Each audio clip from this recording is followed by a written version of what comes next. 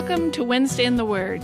I'm Chrisan Murata, and this is my podcast about what the Bible means and how we know. This is the 29th talk in my series on the Gospel of Matthew. Today we're going to study Matthew chapter 5, verses 38 through 42. The lecture notes for today's talk are on the link below the podcast. The lecture notes contain an outline of the main points and links to everything mentioned in the talk. You can also find those lecture notes by going directly to wednesdayintheword.com/Matthew29.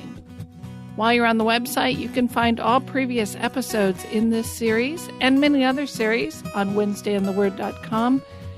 Thank you so much for listening today. We're continuing in the Sermon on the Mount today. As I outline it, the Sermon on the Mount has four main sections. We're in the second section of the sermon, which is often called the antithesis. It is so called because Jesus quotes the law, and then he says, "But I say," and makes an oppositional statement, or an antithesis. So we've seen this structure. You have heard X, but I say to you Y. Jesus introduced this section by saying, to enter the kingdom of heaven, your righteousness must surpass that of the scribes and the Pharisees. And then he's been giving examples of what he means by that. He's been contrasting the way the Pharisees understand the Old Testament and how they're interpreting it in order to consider themselves blameless. He's been contrasting that understanding with the way his disciples ought to understand the Old Testament. And in each case, Jesus has showed how the Pharisees have trivialized the law. They have missed the deeper intention God had in giving the law. The next example he gives is retaliation. This is Matthew chapter 5, verses 38 through 42. You have heard that it was said, an eye for an eye and a tooth for a tooth. But I say to you, do not resist the one who is evil. But if anyone slaps you on the right cheek, turn to him the other also. And if anyone would sue you and take your tunic, let him have your cloak as well. And if anyone forces you to go 1 mile, go with him 2 miles. Give to the one who begs from you, and do not refuse the one who would borrow from you. As has been true in each unit of this section, Jesus starts by quoting something from the Old Testament, and our first task, as we've done for each example so far, is to go back and look at the Old Testament and figure out what Jesus is referring to. There are 3 passages that use this phrase, an eye for an eye. The first one is Exodus chapter 21, verses 22 through 25. When men strive together and hit a pregnant woman so that her children come out, but there is no harm, the one who hit her shall surely be fined, as the woman's husband shall impose on him, and he shall pay as the judges determine. But if there is harm, then you shall pay life for life, eye for eye, tooth for tooth, hand for hand, foot for foot, burn for burn, wound for wound, stripe for stripe. So here in Exodus, we are describing a situation where a pregnant woman is hit in such a way that she gives birth prematurely. If she and her baby are otherwise okay, the husband can impose a fine. However, if there is further injury, then the penalty is life for life, eye for eye, bruise for bruise, and so forth. Now, as you might imagine, scholars debate whether this law is talking about injury to the woman, injury to the baby, or to both. And some rabbis argued that only injuries to the mother were in view. Some rabbis even argued from this passage that abortion was moral and justified. As they understood it, an eye for an eye applied only to the mother, and therefore the premature baby is not considered a fully human person. However, they're the minority. Many others argued that this language includes both the mother and the baby, and that this passage could not be used to justify abortion. I don't want to take time to get into that debate. What is clear is that someone has been harmed, and this passage gives instructions to the judges of Israel on how the perpetrator is to be penalized. The judges are to impose strict but proportional judgment. The same damage you have caused will be inflicted upon you. Let's look at the second passage. That's Leviticus 24:17 through 22. Whoever takes a human life shall surely be put to death. Whoever takes an animal's life shall make it good, life for life. If anyone injures his neighbor, as he has done, it shall be done to him. Fracture for fracture, eye for eye, tooth for tooth. Whatever injury he has given a person shall be given to him. Whoever kills an animal shall make it good, and whoever kills a person shall be put to death. You shall have the same rule for the sojourner and for the native, for I am the Lord your God. Again, this passage is giving instructions to the judges of Israel on how they should pronounce judgment. If you kill someone else's animal, you have to replace that animal with another. You have to make it good. Anything that you do to harm a human being can be done to you, eye for eye, tooth for tooth. If you murder another human being, then you will likewise be put to death. Leviticus makes clear this does apply to your fellow Israelites, and it also applies to strangers. If you harm a stranger or a non-Jew, the punishment is the same. The third passage is Deuteronomy 19, verses 15 through 21. A single witness shall not suffice against a person for any crime or for any wrong in connection with any offense that he has committed. Only on the evidence of 2 witnesses or of 3 witnesses shall a charge be established. If a malicious witness arises to accuse a person of wrongdoing, then both parties to the dispute shall appear before the Lord, before the priests and the judges who were in office in those days. The judges shall inquire diligently, and if the witness is a false witness and has accused his brother falsely, then you shall do to him as he had meant to do to his brother. So you shall purge the evil from your midst. And the rest shall hear and fear, and shall never again commit any such evil among you. Your eye shall not pity. It shall be life for life, eye for eye, tooth for tooth, hand for hand, foot for foot. Here again, this passage is giving instructions to the judges concerning witnesses in their courts. In the case of a malicious witness, we're talking about the intention to do harm. If I falsely accuse my neighbor of murder and my testimony is believed, then my neighbor faces execution. But suppose then the court discovers that I'm lying. They discover I'm trying to get him executed by lying about him. Since I testified falsely in hopes of getting him executed, I myself face execution.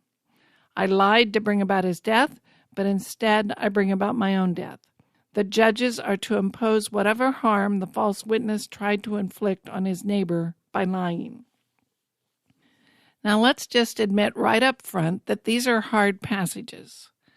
This is a difficult and complicated subject. This debate over the nature and the purpose of the criminal justice system continues even today. When people commit crimes today, we either put them in jail, make them pay fines, or sometimes even execute them. Even today, there is a great debate about what constitutes justice and what crosses the line into cruelty. Now, we inflict punishment on criminals for several reasons. One reason is to discourage the person from committing the crime again in the future. Another reason is to discourage others from committing the same crime. When others see that a crime is severely punished, they avoid doing it. And another reason has to do with justice. Harm has been done, and it is right and appropriate for lawbreakers to pay in some way for their crimes. Now, you might have noticed that Deuteronomy gives us a clue about the reasons for these punishments. This is Deuteronomy 19, 19, and 20. Then you shall do to him as he meant to do to his brother, so you shall purge the evil from your midst, and the rest shall hear and fear, and shall never again commit any such evil among you. Well, part of the reason given in this passage is fairly straightforward. The punishment is a disincentive to commit crimes. The rest shall hear and fear and will refrain from committing the crime of bearing false witness in the future. If we deal with false witnesses very strictly, then we will have fewer false witnesses. But the other part of the reasoning is not so easily understood. It says, "You shall purge the evil from among you." Now, we could understand this as also promoting good civil behavior. That is, if we execute a false witness, then the person does not have the chance to repeat his crime. His particular act of evil can't happen again. Even if the punishment is losing an eye or a hand, his injury makes it less likely for him to repeat his crimes. So one way to understand purging evil from among you is as eliminating the source so we have less of it. And that may be part of the rationale, but I think there's a bit more to it. Remember, Israel up to the time of Saul was a true theocracy. It was a nation ruled by God. Their laws were not just designed to promote civil obedience. Their laws also served to promote religious purity and religious obedience.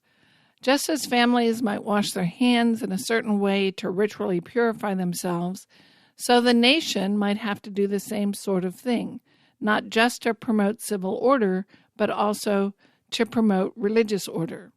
To remain pure as a nation before God, the nation must purge the evil from their midst. So the punishments were designed not just to promote good behavior, but to communicate the message God is serious about the difference between good behavior and evil behavior.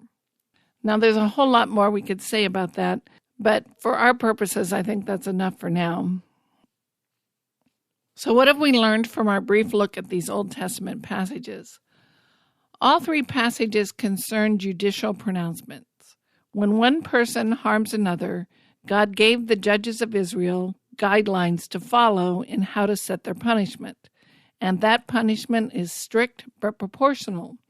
The harm that you caused or tried to cause is the harm that will be done to you. And these laws promoted both civil order and religious purity. That means this phrase, an eye for an eye, is not intended to be a guide for personal behavior. These are guidelines for judges in their courts. They're not guidelines for individuals. If someone breaks into my home and I'm able to subdue them, I don't have the right to lock the intruder up in my basement. The state has the right to lock them in jail, but I do not have the right to enforce my own version of justice. Likewise, the Old Testament law is not saying if your neighbor knocks out your tooth, then you are justified and right to go ahead and knock out his tooth. These laws are not permission for individuals to take matters into their own hands. These laws were guidelines for the judges of Israel concerning their sentences as they enforce the laws of the society. Well, now I've created a dilemma because in the Sermon on the Mount, Jesus is clearly concerned with personal behavior. In this section, all of his previous examples have concerned personal behavior, and he follows this statement with examples of personal behavior. How should I respond when someone sues me for my shirt? What should I do when someone wants to borrow money from me? What do I do when someone slaps me on the cheek? So clearly, in this section, Jesus is concerned with personal behavior.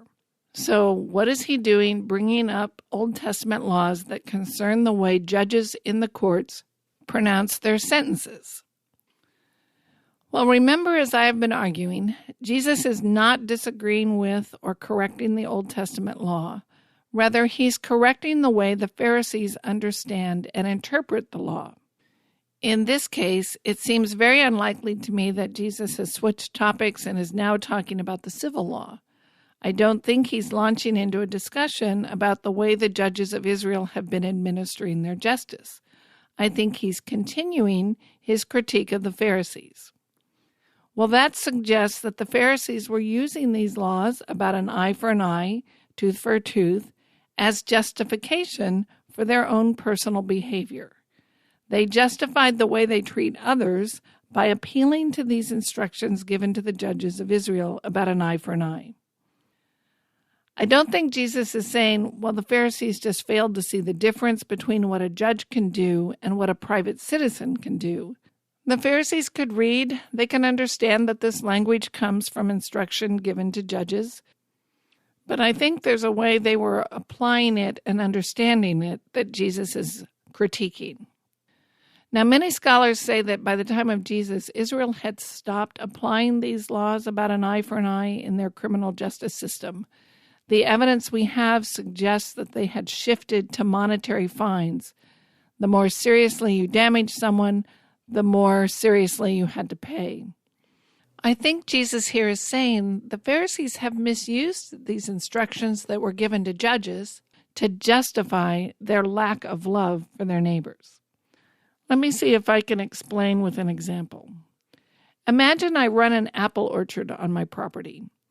The laws of my state protect me from theft. It is against the law for you to come on my property and to take my apples from my trees. The law promotes justice by insisting that those who steal my apples pay the penalty for stealing. Now assume that my neighbor has a habit of ducking under my fence and picking a handful of apples from the tree closest to his property.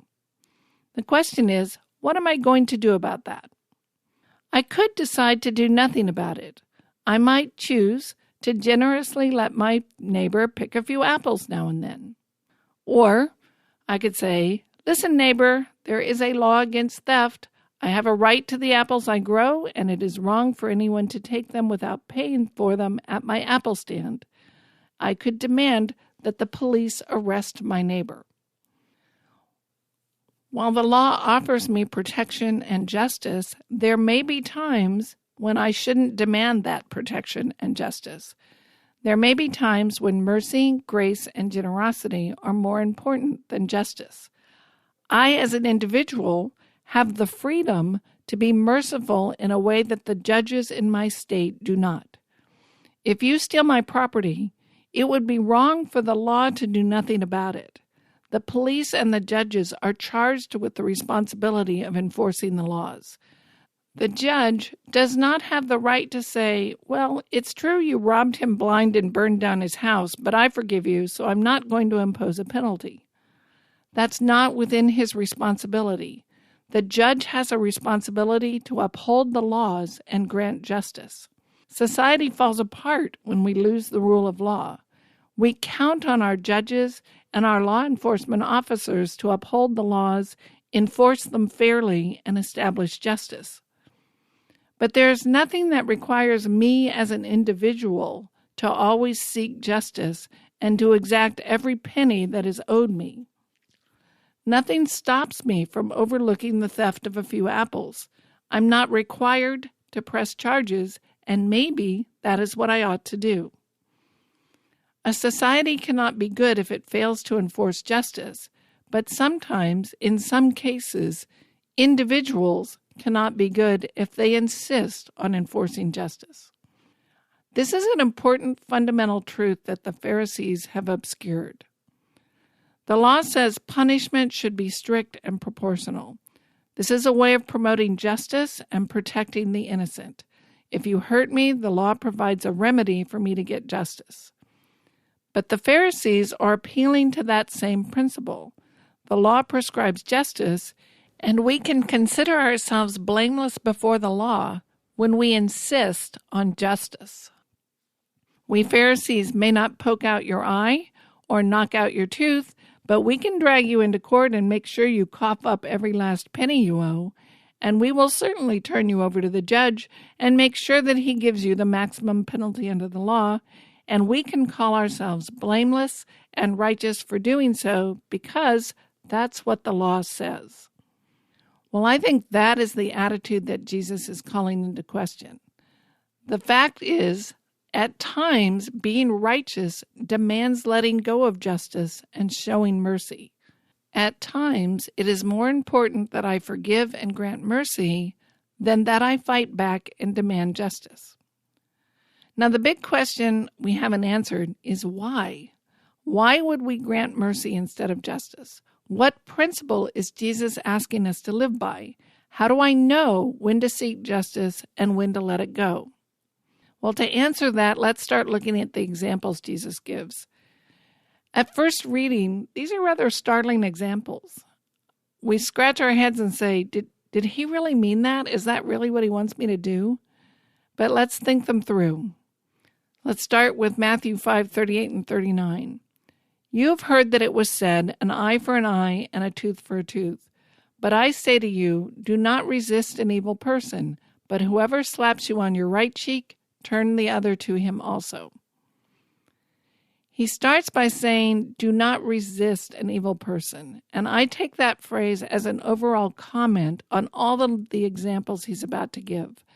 The kind of evil he's talking about is a situation where someone unjustly harms us. Now remember the context. These comments are addressed to the Pharisees about the way they use and apply the language of the Old Testament, in this case, an eye for an eye and a tooth for a tooth. They are looking at this law about just and proportional punishment in the courts and applying it in a way that Jesus finds wrong. In this context, the evil person is the one who has dealt with you unjustly in some way that the courts could punish. And Jesus says, do not resist such a person. The law gives the injured party a right, a legal right to retribution. I have been harmed, I can ask the law for justice. I am resisting the evil person by seeking the enforcement of the laws. I am resisting the evil person by seeking the end of their unjust behavior through the punishment of the courts. In fact, this word that's translated resist is sometimes used in legal contexts, and it means in those contexts to stand up against someone in court, to oppose them in court, to make them stop what they're doing is to resist, this word. So Jesus is saying something like this. When someone treats you unjustly, the natural response is to make them stop and to make them pay. You might do this through personal retaliation or appealing to the courts, but I'm saying don't retaliate. For example, whoever slaps you on your right cheek, turn the other to him also. Now, there may be significance to the fact that Jesus specifies the right cheek. Many scholars comment on that. Since most people are right-handed, the image here is a backhanded slap. For me to hit someone's right cheek, being right-handed, I have to employ the back of my hand. And the rabbis said that a backhanded slap was doubly insulting and fined you double the amount of money.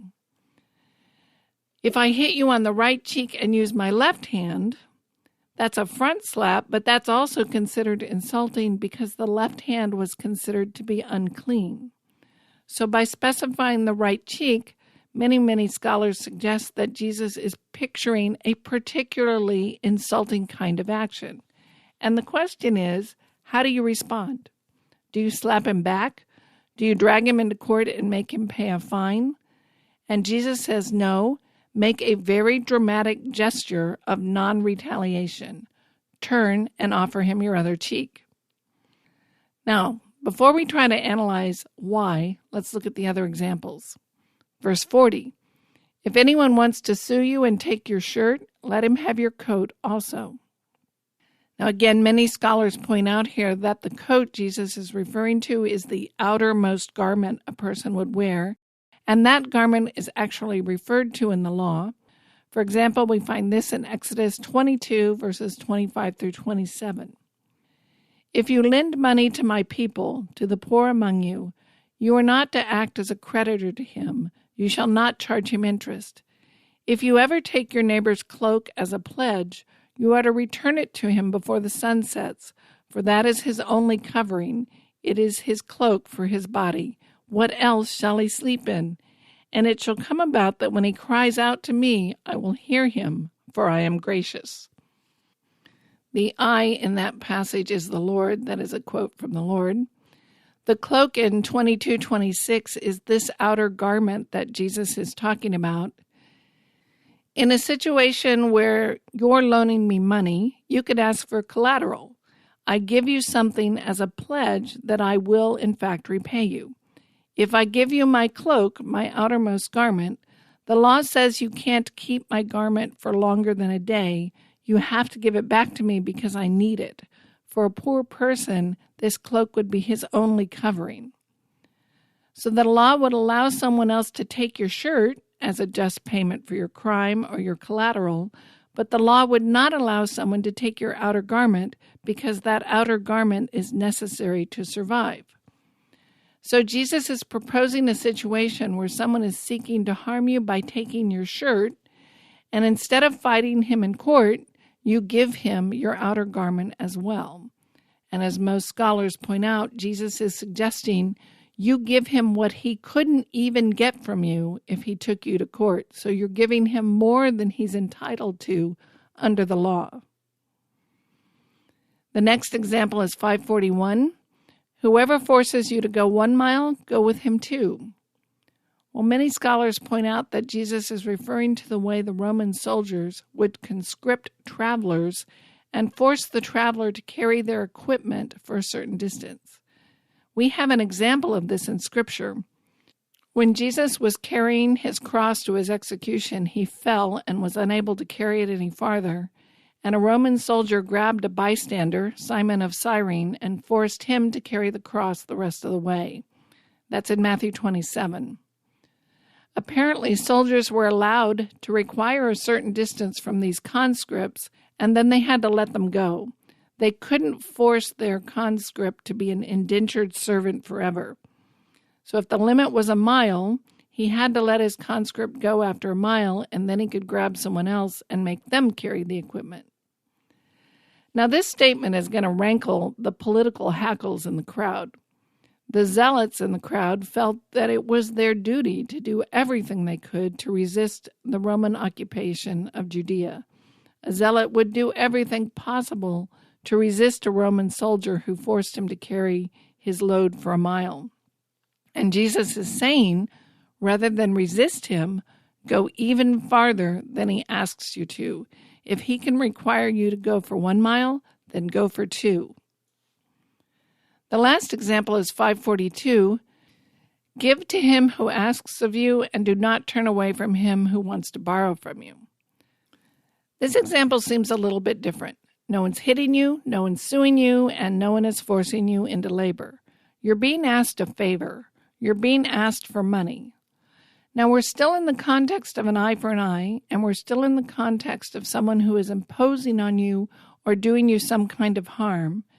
And I think that implies that this request for money is also an imposition in some way or a hardship for you.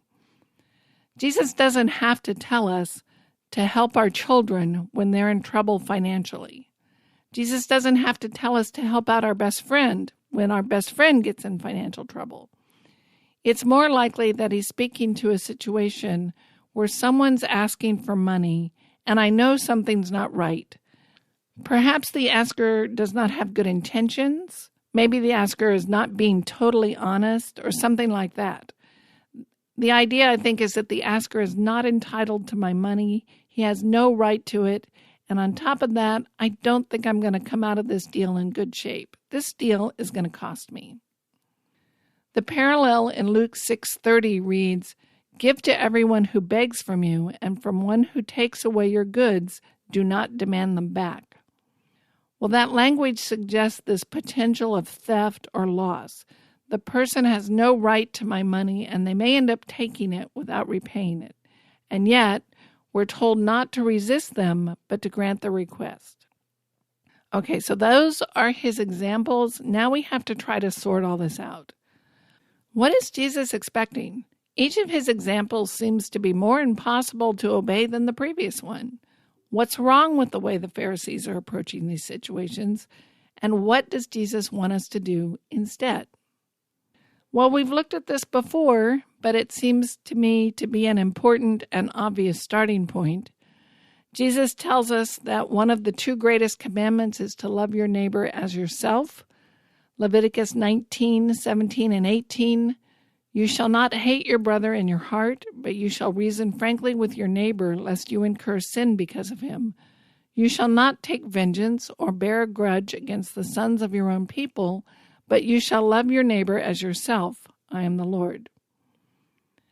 Jesus tells us that the 2 greatest commandments in the Old Testament are love God and love your neighbor.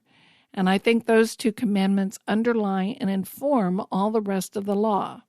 Yes, there are civil instructions to judges on how to pronounce justice in their courts, which includes this language of an eye for an eye. In those cases, there is a principle of civil justice at work. Innocent people need to be protected.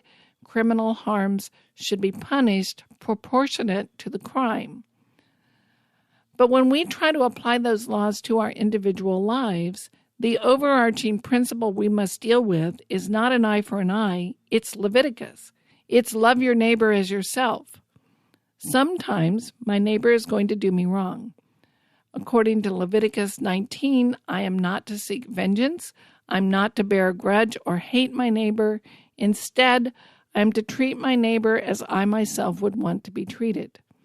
I'm not really allowed to say, as the Pharisees do, look, the law allows for retribution and retaliation. Therefore, I can call for retribution down to the last penny and still consider myself blameless because that's what the law allows. Why are the Pharisees wrong? Because the law calls me to seek the good of my neighbor even when he has done me wrong. I would argue that Leviticus 19:18 is the key to understanding Jesus' point about an eye for an eye.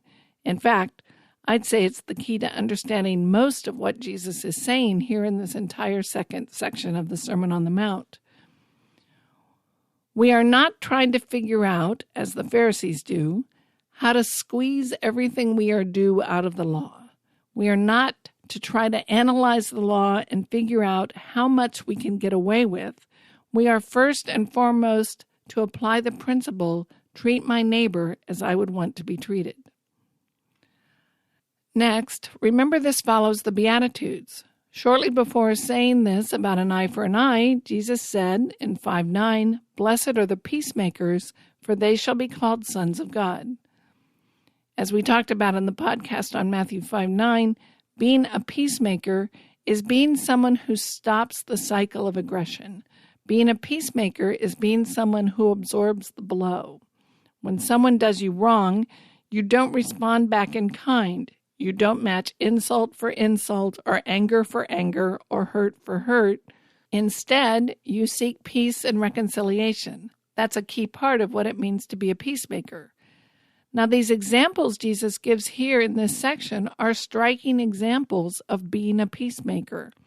In each case, Jesus gives a striking example of refusing to escalate the conflict. Turn the other cheek. Give him your cloak as well. Walk 2 miles instead of 1. Tom gives Jerry a backhanded slap. Jerry has options. If all Jerry is concerned about is justice, Jerry could resist. Jerry could hit him back. Jerry could take him to court. Jerry could refuse to speak to him ever again. Instead, Jerry gives a dramatic gesture of reconciliation and refusing to respond in kind by turning the other cheek.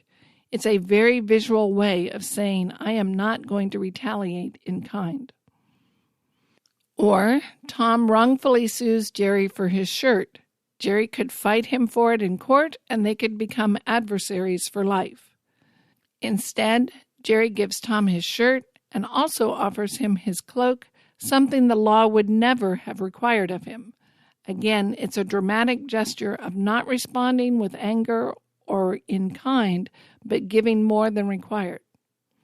Or Tom could be a Roman soldier who forcibly grabs Jerry, a Jewish zealot, and conscripts him to carry his equipment for a mile. But instead of escalating the conflict, Jerry stops it by not only walking the mile, but walking a second mile as well. The first mile, Tom could think, well, Jerry's just doing that because I made him do it. But the second mile, Jerry is communicating something else. He's communicating the message, I am doing this for your benefit. Again, it's a dramatic gesture of peacemaking. Or Tom could be a con man who hits Jerry up for money and is unlikely to ever pay it back. This creates an antagonism between the two. Jerry could justifiably refuse to participate. Instead, Jerry dissolves the antagonism by giving him more than he deserves.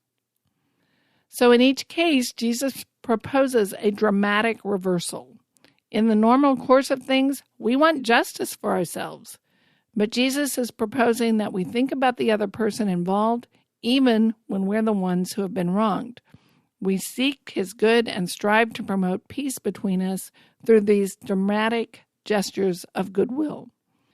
Rather than using the standard, how far can I go in exacting justice? Exactly how many teeth can we knock out here? We are to ask, am I seeking the good of my neighbor? Am I seeking to promote reconciliation and peace between us? That's my understanding of the passage, and there are some people who would insist that I have not gone far enough in what I've said here. Some scholars understand Jesus to be saying that it is always wrong to aggressively resist another person. In addition to the positive incentive to love our neighbor as ourselves, they would argue that Jesus is saying it is wrong in principle to fight back. And you'll often see them argue with this kind of an example. If someone grabs me and tries to kill me with a knife, they argue it's wrong for me to fight back because it is always wrong in principle to act against another person. Some people would argue that Jesus is advocating that we be radical pacifists. No matter what the other person does, it's wrong to resist, especially if it involves violence of any kind. Well, this interpretation depends on understanding the language of Jesus in a much more literal way. The people who advocate for this understanding see Jesus as laying down rules that must be followed in all circumstances. So, any and all situations in which someone strikes you, you must turn the other cheek. That phrase, turn the other cheek, is understood as you must let them continue to hit you as long as they wish. You must not resist in any way. It would be morally wrong for you to strike back. Now, I hope I'm being clear that I do not think that this is what Jesus is saying. I'm bringing it up for Bible study methodology. When people learn that I have a Bible study podcast, I'm often asked, well, you don't interpret the Bible literally, do you? This is usually asked with this particularly incredulous tone, a certain look, and a raised eyebrow, suggesting that no self-respecting adult would ever do such a thing. And my answer is, of course I do. Interpreting the Bible literally means interpreting the Bible according to the way it was written. When it's written in the form of a narrative, I interpret it according to the rules of a narrative. When it's written in the form of poetry, I interpret it according to the rules of poetry, and so forth. When Jesus makes a comparison, states a hyperbole, uses a metaphor, I interpret it in light of that genre. We may reject what Scripture says, but we have no right to twist it into saying something the authors never meant to say. So looking at the words of Jesus here, we have to ask, what did he mean to say? Did he mean to be taken exactingly literally? Was he trying to give rules of behavior? Was he speaking in metaphor? Was he giving an analogy? Was he speaking in hyperbole? Does the context suggest that he's laying down rules of behavior? Well, part of the reason I reject this interpretation of radical passivity, I've already talked about. I see Jesus as appealing to the underlying principle of the Old Testament that I should seek to promote the good of my neighbor, and appealing to that underlying principle he has already spoken of in this sermon that I should seek to promote peace and reconciliation with my neighbor. I don't think he's giving us rules to live by. I don't think he's saying submit to any violence anyone wants to inflict upon you. Instead, he's telling us that when we decide how to treat other people, we have to think about more than getting justice. We have to consider our neighbor's good when we decide how to respond. That means using wisdom and discernment when deciding how I'm going to respond. Another reason I reject this idea that Jesus is teaching radical passivity is the nature of the way Jesus teaches. And I've argued this before in earlier podcasts. I think Jesus frequently uses very strong black and white statements to make his point. He speaks in hyperbole. We've seen him do this in this sermon. If your eye causes you to stumble, cut it out. If your hand causes you to stumble, cut it off. No one understands those statements as literal rules. Everyone recognizes that this is a rhetorical device to make a point. Well, I think we have those same kind of statements here. When Jesus makes these strong statements, he expects us to understand them in light of the full teaching of Scripture. Turn the other cheek is not a rule. Turn the other cheek is a purposely thought-provoking example of what it might look like to seek my neighbor's good. Does turning the other cheek always promote my neighbor's good? No. You don't have to think very long to come up with situations where turning the other cheek would be the wrong thing to do.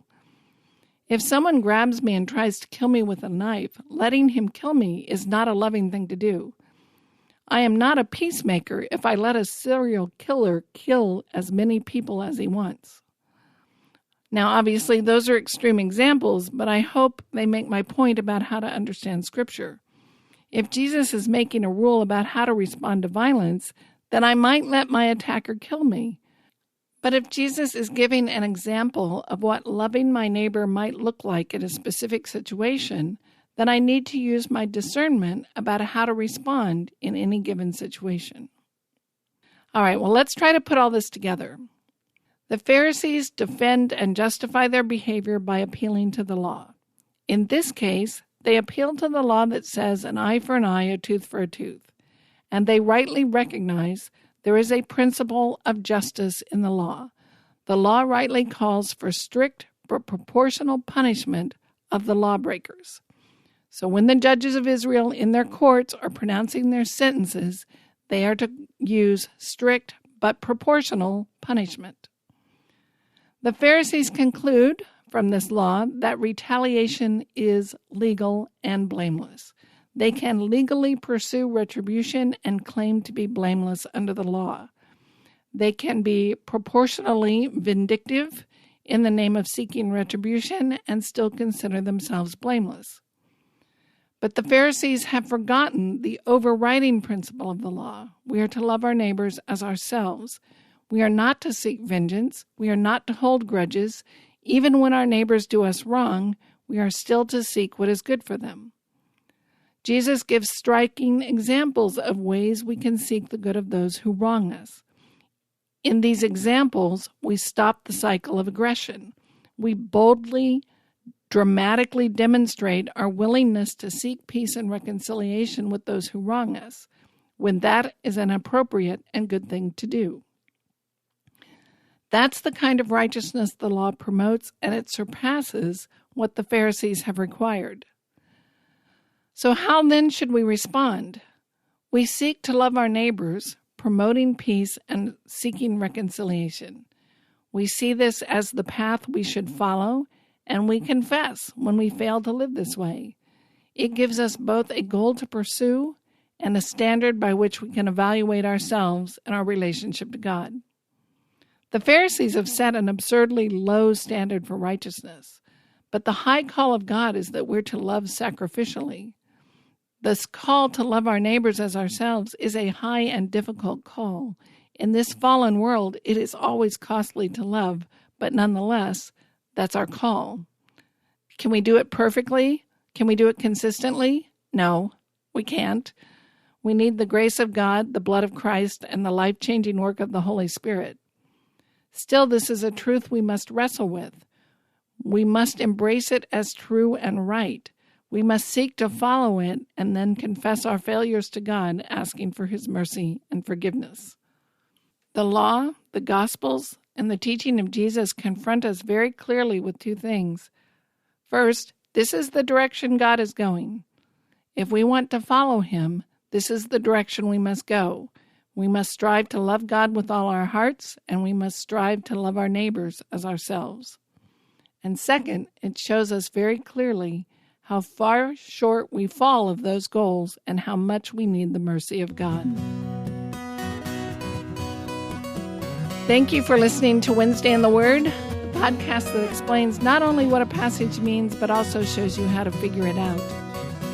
You can hear all previous episodes in this series on my website, WednesdayInTheWord.com, and you'll also find lots of other series there. There is no charge, no spam, and no ads.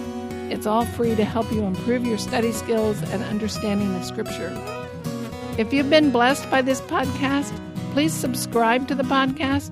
Leave a positive rating or review wherever you listen. It really does help people find the program. And more importantly, tell a friend what you learned and where you learned it. Thank you to Reggie Coates for the use of his beautiful song, Tenacious, as our theme song.